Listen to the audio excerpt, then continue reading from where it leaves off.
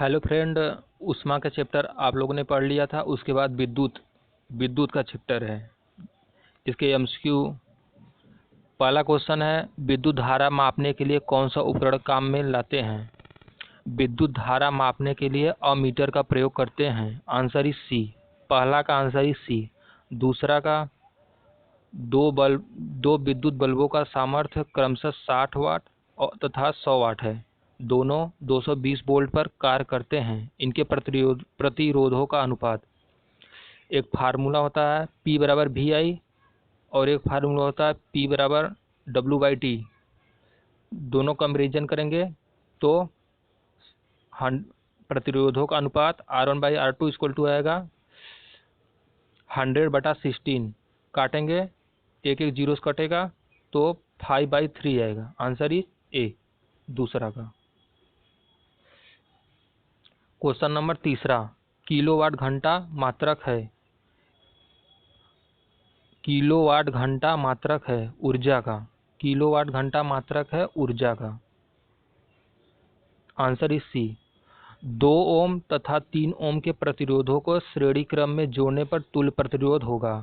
श्रेणी क्रम के लिए प्रतिरोध का फार्मूला होता है R equal to R1 plus R2। तो 2 + 3 equal to 5 ohm. Answer is A. और जब प्रतिरोध समांतर क्रम में हो तो उसका फार्मूला होता है 1/R equal to 1/R1 plus 1/R2। तो 1/2 प्लस 1/3, इसको सॉल्व करेंगे तो 6/5 आ जाएगा। तो इसका आंसर समांतर क्रम में होगा, लेकिन पूछा है श्रेणी क्रम में तो सिर्फ जोड़ देंगे R equal to R1 plus R2। 2 3 5। Answer is A. Question number 5, किसी विद्युत परिपथ में सामर्थ्य P, विभवांतर V तथा धारा I है तो P बराबर VI। आंसर इज ए। विद्युत सामर्थ्य या विद्युत शक्ति का मात्रक है। Answer is A, kilowatt. विद्युत सामर्थ्य या विद्युत शक्ति का मात्रक किलोवाट है। P बराबर W/T उसका फार्मूला होता है। और एक होता है P बराबर VI। क्वेश्चन नंबर 7वां, वोल्ट प्रति एम्पियर प्रदर्शित करता है ओम को। वोल्ट प्रति एम्पियर प्रदर्शित करता है ओम को। 7 का आंसर इज सी। विद्युत सेल स्रोत है। विद्युत सेल स्रोत विद्युत ऊर्जा का है। Answer is B. 8वां का answer is B. Question number 9, चालक में आवेशवाहक होते हैं इलेक्ट्रॉन। चालक में आवेशवाहक इलेक्ट्रॉन होते हैं। क्वेश्चन नंबर 9 का A answer is. Question number 10, एक चालक का प्रतिरोध 5 ओम है। इसमें 3 एम्पियर की धारा 20 सेकंड तक प्रवाहित होती है। चालक में उत्पन्न ऊष्मा होगी। तो इसका फार्मूला होता है एक Q बराबर IT और एक फार्मूला होता है V बराबर IR।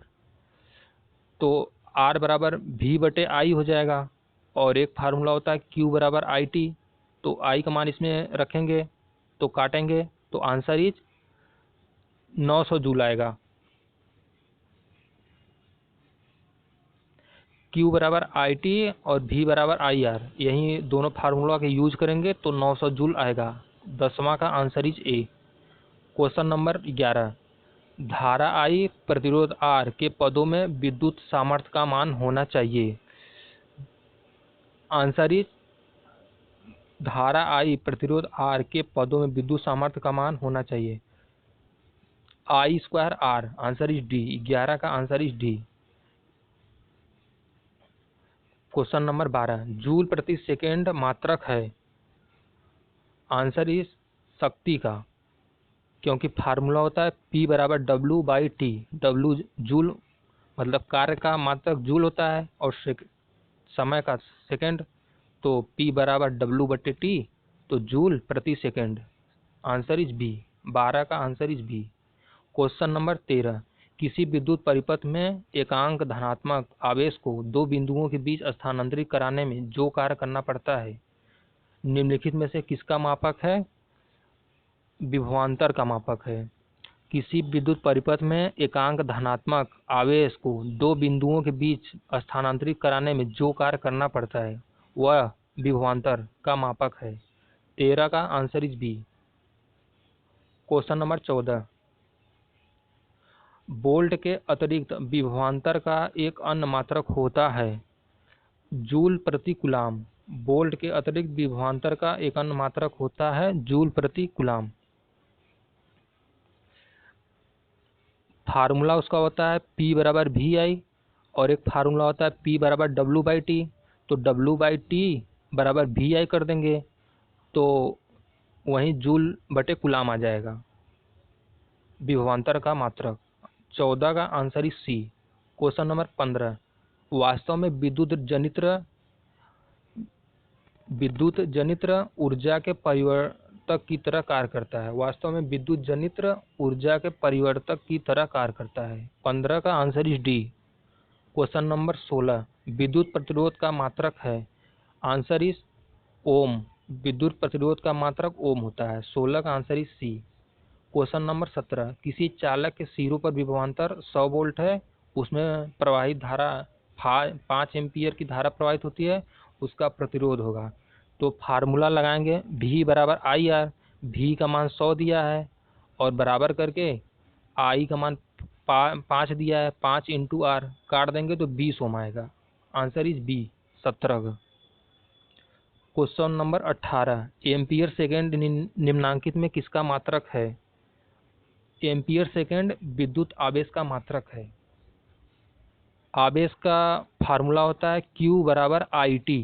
I एम्पियर हो जाएगा, धारा का मात्रक एम्पियर होता है और T सेकेंड, तो Q बराबर IT, तो एम्पियर सेकेंड विद्युत आवेश का मात्रक है। 18 का डी आंसर हो जाएगा। क्वेश्चन नंबर 19, 1 एम्पियर धारा में मिली एम्पियर होते हैं। 1 एम्पियर धारा में 1000 मिली एम्पियर होते हैं। आंसर इज डी 19 का। क्वेश्चन नंबर 20, विभवांतर को मापने के लिए निम्न में से कौन सी युक्ति साधारणतः काम में लाई जाती है। विभवांतर को मापने के लिए वोल्टमीटर का प्रयोग किया जाता है। 20 का डी। क्वेश्चन नंबर 21, एक बैटरी से 3000 कूलाम का आवेश लिया जाता है, तो इस बैटरी द्वारा 5 एम्पियर धारा कितने समय में ली जाएगी। फार्मूला होता है Q बराबर IT। तो QT बराबर क्या हो जाएगा, Q बटे I हो जाएगा। 3000 बटे 5 कर देंगे, काट देंगे, 5 छक्का 30, 600 सेकेंड आ जाएगा। 21 का answer is A, 600 second.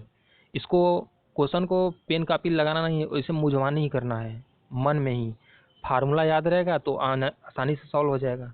Q बराबर IT फार्मूला होता है, Q का मान रख दीजिए और बटे I का रख दीजिए, काट दीजिए, आंसर आ जाएगा। 21 का A answer. Question number 22, volt के अतिरिक्त विभवांतर का एक अन्य मात्रक है। अभी V बराबर IR एक फार्मूला होता है और एक होता है P बराबर VI, एक होता है P बराबर W/T। तो रखेंगे तो आंसर इज जूल प्रति कूलाम आ जाएगा।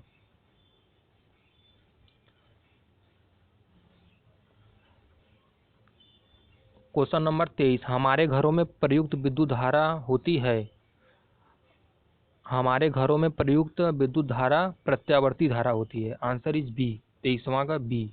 क्वेश्चन नंबर 24, ओम का नियम है V बराबर IR।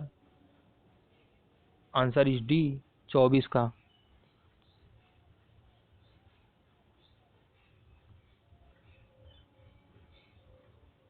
क्वेश्चन नंबर 25, R1 तथा R2 प्रतिरोध के दो तार आपस में जुड़े हैं, श्रेणी क्रम की अपेक्षा समांतर क्रम होने पर उनका समतुल्य प्रतिरोध, श्रेणी क्रम की अपेक्षा समांतर क्रम होने पर उनका तुल्य प्रतिरोध कम होता है। श्रेणी क्रम की अपेक्षा समांतर क्रम होने पर उनका समतुल्य प्रतिरोध कम होता है, क्योंकि फार्मूला श्रेणी क्रम के लिए R इक्वल टू होता है R1 प्लस R2। अगर मान लीजिए R1 का मान 2 ओम है, R2 का मान 3 ओम है, तो जोड़ देंगे तो 5 ओम आ जाएगा। और समांतर क्रम में जोड़ेंगे तो 1/2, मतलब समांतर क्रम में फार्मूला होता है 1/R1 प्लस 1/R2। तो 1/2 प्लस 1/3, तो सॉल्व करेंगे तो r इक्वल टू आएगा 6/5, तो जो कि श्रेणी क्रम के मान से कम होता है, तो 25 का आंसर इज डी हो जाएगा। फार्मूला याद रखिए, श्रेणी क्रम के लिए R1 प्लस R2 और समांतर क्रम के लिए 1/R1 प्लस 1/R2। 26 का देखिए, क्वेश्चन नंबर 26, धारा मापने के यंत्र को अमीटर कहा जाता है। 26 का आंसर इज सी। 27, वाट घंटा मीटर का मापक यंत्र है, आंसर इज ऊर्जा का। वाट घंटा मीटर मापक यंत्र है ऊर्जा का। 27 का ए। क्वेश्चन नंबर 28, विद्युत धारा के किस प्रभाव का उपयोग विद्युत लेपन में होता है, आंसर इज बी, रासायनिक प्रभाव। विद्युत धारा के रासायनिक प्रभाव का उपयोग विद्युत लेपन में होता है। 28 का आंसर इज बी। शुष्क सेल के आविष्कारक थे लैक्लांसे, आंसर इज ए। 29 का आंसर इज ए, शुष्क सेल के आविष्कारक लैक्लांसे थे। क्वेश्चन नंबर 30, निम्नलिखित पदार्थों में से कौन चालक है, एल्युमिनियम। कांच में तो विद्युत प्रवाहित होती नहीं है, चीनी मिट्टी में भी नहीं, अभ्रक में भी नहीं, आंसर इज ए, एल्युमिनियम चालक है। 30 का आंसर इज ए। 31, निम्नलिखित में से कौन विद्युत पर आधारित है, answer is A, micro oven. Micro oven विद्युत पर आधारित है। डैनियल सेल में एनोड होता है तांबे का। डैनियल सेल में एनोड होता है तांबे का, answer is A. Question number 33, विद्युत धारा के ऊष्मीय प्रभाव का उपयोग होता है फ्यूज में। विद्युत धारा के ऊष्मीय प्रभाव का उपयोग फ्यूज में होता है। विद्युत धारा के ऊष्मीय प्रभाव का उपयोग फ्यूज में होता है। 33 का answer is C. Question number 34, voltage cell में इलेक्ट्रोड किस धातु का बना होता है, वोल्टेज सेल में इलेक्ट्रोड किस धातु का बना होता है, तांबे का। वोल्टेज सेल में इलेक्ट्रोड तांबे का बना होता है। क्वेश्चन नंबर 35, विद्युत आवेश का मात्रक है कूलाम। 35 का answer is D. Question number 36, विभवांतर मापने का यंत्र है volt meter, answer is B. Question number 37, विभवांतर का SI मात्रक है, विभवांतर का SI मात्रक वोल्ट है, 37 का बी। क्वेश्चन नंबर 38, निम्नलिखित में से कौन विद्युत धारा का स्रोत नहीं है, विद्युत धारा का स्रोत नहीं है। सौर सेल विद्युत धारा का स्रोत नहीं है, क्योंकि सौर सेल ऊर्जा सूर्य से प्राप्त होती है। वोल्टेज सेल, जनित्र, विद्युत सेल, ये सब विद्युत धारा के स्रोत हैं। क्वेश्चन नंबर 39, किसी चालक में विद्युत धारा वास्तव में इलेक्ट्रॉन का प्रभाव है। किसी चालक में विद्युत धारा वास्तव में इलेक्ट्रॉन का प्रभाव है। 39 का डी आंसर। शुष्क सेल में किस पदार्थ की छड़ एनोड का कार्य करती है, शुष्क सेल में कार्बन पदार्थ की छड़ एनोड का कार्य करती है, answer is D. Question number 41, निम्नलिखित में से कौन सा कथन सही नहीं है, हम बिजली की युक्तियों को बिना जूते पहने छूते हैं, ये गलत है, क्योंकि छुएंगे तो लाइन मार देगी, विद्युत मार देगी। हम युक्तियों में फ्यूज का इस्तेमाल करते हैं, यह सही है। हम युक्तियों में भूतार का इस्तेमाल करते हैं, ये भी सही है। हम गीले हाथों से बिजली की युक्तियों को नहीं छूते हैं, ये भी सही है। क्वेश्चन नंबर 42, विद्युत परिपथ में फ्यूज लगाने से क्या लाभ है, अधिक धारा बहने पर स्वयं जलकर परिपथ कट जाता है, बिजली के झटके से बचाता है, धारा प्रवाह को नियमित करता है, आंसर इज ए। 42 का answer is A. Question number 43, bulb में तंतु को टंगस्टन का क्यों बनाते हैं, बल्ब में तंतु को टंगस्टन का क्यों बनाते हैं, क्योंकि इसका उच्च गलनांक होता है। बल्ब में तंतु को टंगस्टन का इसलिए बनाते हैं क्योंकि उसका गलनांक उच्च होता है। 43 का answer is A.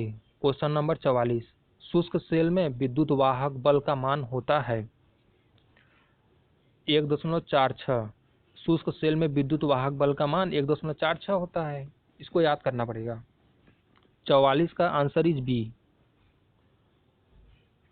Question number 45, विद्युत बल्ब का तंतु बल्ब जलाने पर चमकने लगता है, परंतु तंतु में धारा ले जाने वाले तार नहीं चमकते हैं, क्योंकि तंतु का प्रतिरोध तारों की अपेक्षा अधिक होता है। तंतु का जो प्रतिरोध होता है तारों की अपेक्षा अधिक होता है, इसलिए वह नहीं चमकते हैं। क्वेश्चन नंबर 46,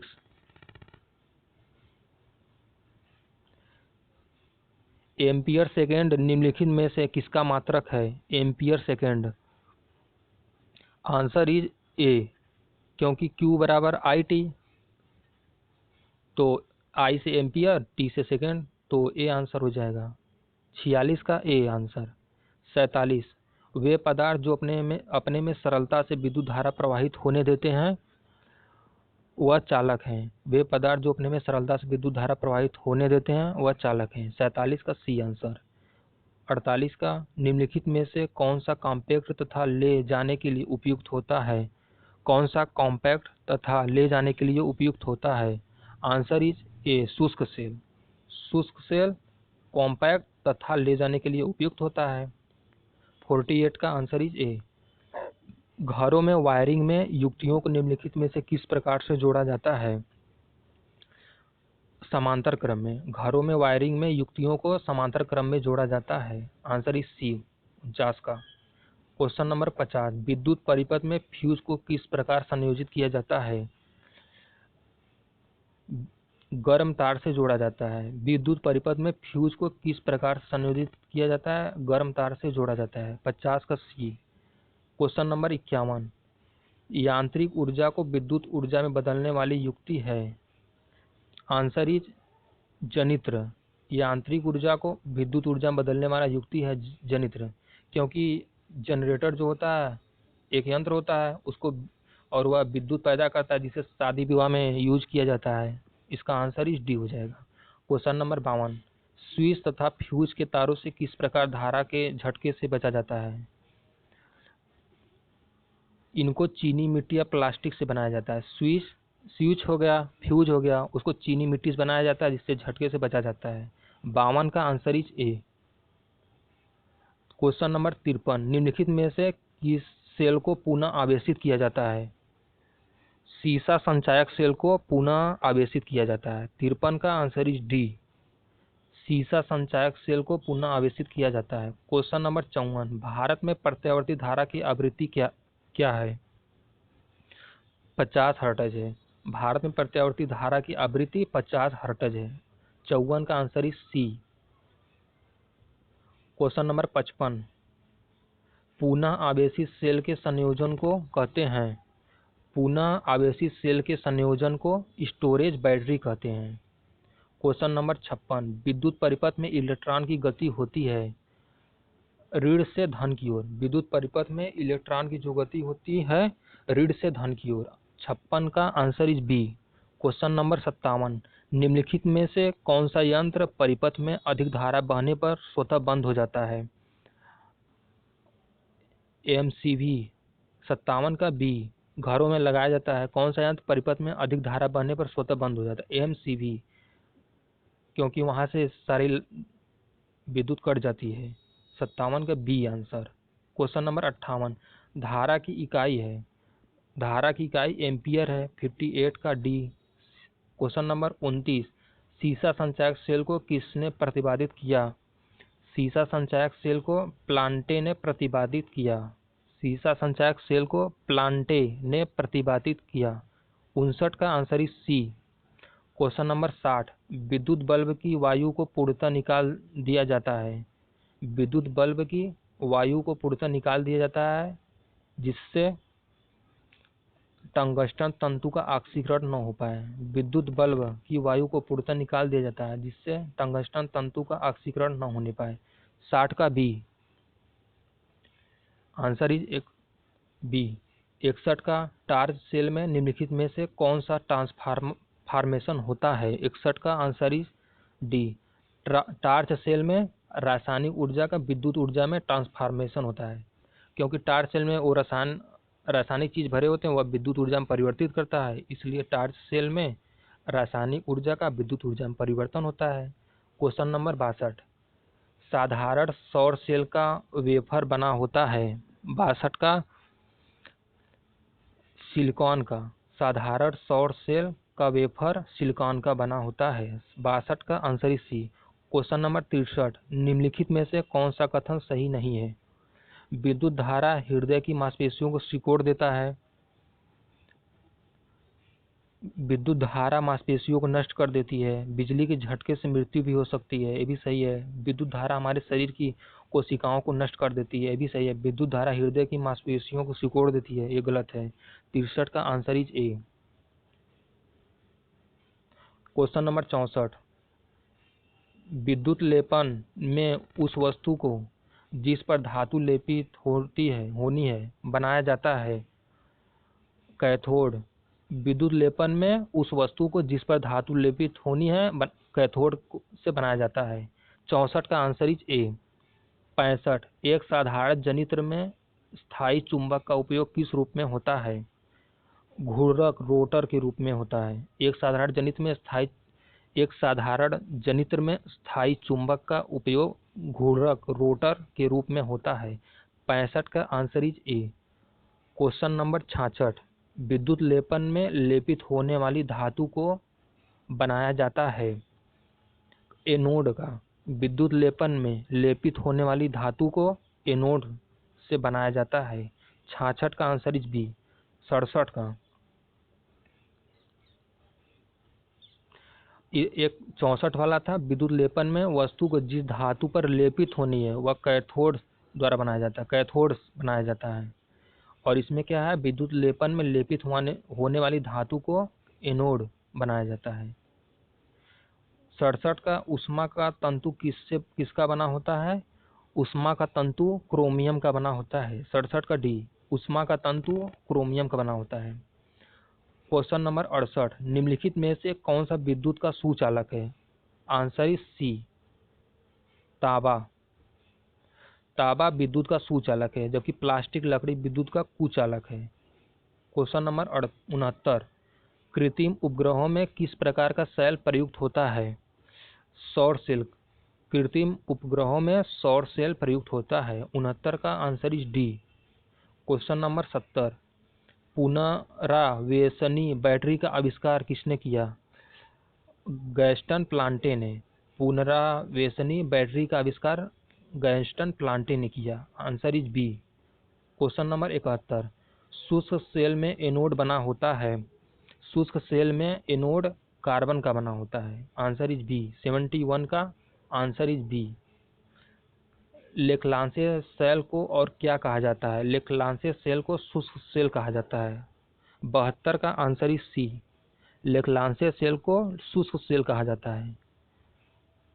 डेनियल सेल में एनोड बना होता है तांबे की प्लेट का। डेनियल सेल में एनोड तांबे की प्लेट का बना होता है। 73 का आंसर इज ए। 74, घरेलू फ्यूज तार होता है निम्न गलनांक का। घरेलू जो फ्यूज तार होता है वह निम्न गलनांक होता है। घरेलू फ्यूज तार निम्न गलनांक का होता है। 74 का आंसर इज सी। जनित्र में कौन सी ऊर्जा विद्युत ऊर्जा में बदलती है? यांत्रिक ऊर्जा से विद्युत ऊर्जा में। 75 का आंसर इज ए। जनित्र में यांत्रिक ऊर्जा से विद्युत ऊर्जा में बदलती है। डायनामो यांत्रिक से विद्युत ऊर्जा में, और विद्युत मोटर विद्युत ऊर्जा को यांत्रिक ऊर्जा में परिवर्तित करती है।